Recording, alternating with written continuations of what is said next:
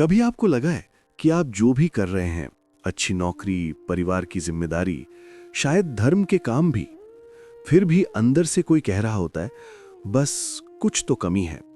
श्रीमद् भागवत के स्कंद 1 अध्याय 5 में हम एक ऐसा दृश्य देखेंगे कि जहां वेद व्यास जैसे महाज्ञानी ऋषि भी ठीक यही अधूरापन महसूस कर रहे हैं और उनके सामने नारद मुनि बैठकर उन्हें और हम सबको बताते हैं कि आत्मा का ये खालीपन आखिर भरता किससे है।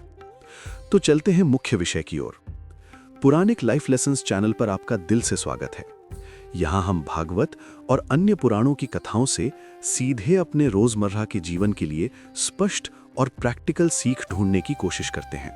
पिछले अध्याय में हमने देखा कि वेद व्यास जी ने वेद, उपनिषद, पुराण, महाभारत सब लिखने के बाद भी मन के अंदर एक अजीब सा असंतोष महसूस किया। स्कंद 1 अध्याय 5 में उस असंतोष का असली कारण नारद मुनि बहुत साफ शब्दों में बताते हैं। सूत जी बताते हैं कि नारद मुनि वीणा हाथ में लिए मुस्कुराते हुए व्यास देव के सामने बैठते हैं और पूछते हैं, व्यास, तुम इतने बड़े विद्वान हो, इतना सब लिख चुके हो, लेकिन सच सच बताओ, क्या तुम्हारा मन पूरी तरह संतुष्ट है? व्यासदेव स्वीकार करते हैं कि हाँ, ज्ञान तो बहुत लिखा है, धर्म, अर्थ, काम, मोक्ष सब बताया है, फिर भी मन में कुछ कमी लगती है। तब नारद जी डायग्नोसिस बताते हैं। वे कहते हैं, तुमने भगवान के शुद्ध निष्कपट गुण और उनकी लीलाओं को पूरी ताकत से बार बार विस्तार से नहीं गाया। तुमने धर्म, पैसा, सुख, मुक्ति इन सब पर ज्यादा लिखा, लेकिन भगवान की निस्वार्थ भक्ति को लोगों के लिए सर्वोच्च लक्ष्य की तरह जोर से नहीं बताया। नारद जी कहते हैं कि जो साहित्य भगवान की महिमा और उनके पवित्र नाम का गुणगान नहीं करता, वो चाहे कितना ही सुंदर शब्दों में लिखा हो, आखिर में मन को भटका ही देता है। सिर्फ धर्म, धन, सुख और मुक्ति की बात करके लोगों की भोग वृत्ति और बढ़ सकती है, लेकिन भगवान की तरफ प्रेम और समर्पण नहीं बढ़ता। फिर नारद मुनि एक बहुत गहरी बात कहते हैं, स्वार्थ रहित भक्ति के बिना न तो ज्ञान पूरी तरह सुंदर लगता है और न ही कर्म मीनिंगफुल बनते हैं। जो भी काम, जो भी ज्ञान, जो भी लेखन भगवान की सेवा से जोड़ा नहीं जाता, वो अंत में मन को स्थायी शांति नहीं दे सकता। इसके बाद नारद जी अपना पूर्व जन्म सुनाते हैं, कैसे वे एक छोटे बालक के रूप में भक्तों की सेवा में रहे, उनकी संगति में भगवान की कथा सुनी और वही साधारण सा सेवा और श्रवण उनके जीवन को बदलकर उन्हें आज का नारद मुनि बना गया। इससे वे व्यासदेव को प्रैक्टिकली दिखाते हैं कि साधारण मनुष्य भी यदि भगवान की कथा और भक्ति से जुड़ जाए तो उसका जीवन पूरी तरह बदल सकता है।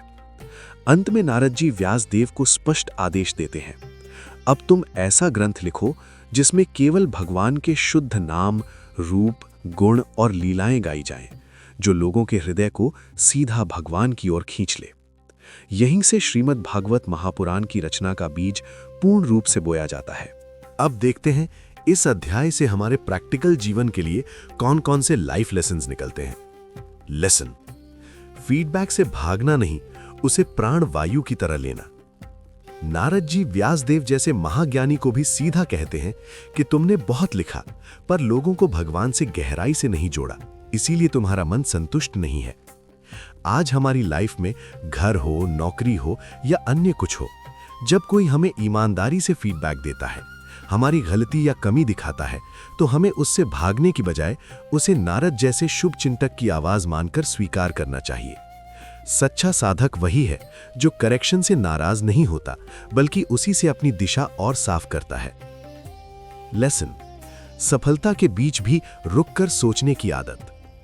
व्यासदेव के पास ज्ञान, कीर्ति, महाभारत जैसा महान कार्य सब कुछ था, फिर भी वे ईमानदारी से मानते हैं, मेरा मन पूर्ण रूप से शांत नहीं है।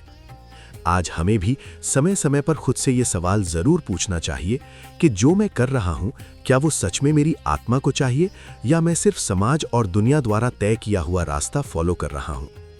ये छोटी सी आदत बीच बीच में खुद की लाइफ का ईमानदार सेल्फ ऑडिट करने की हमारे करियर, रिश्तों और आध्यात्मिक यात्रा को गलत दिशा में भटकने से बचा सकती है।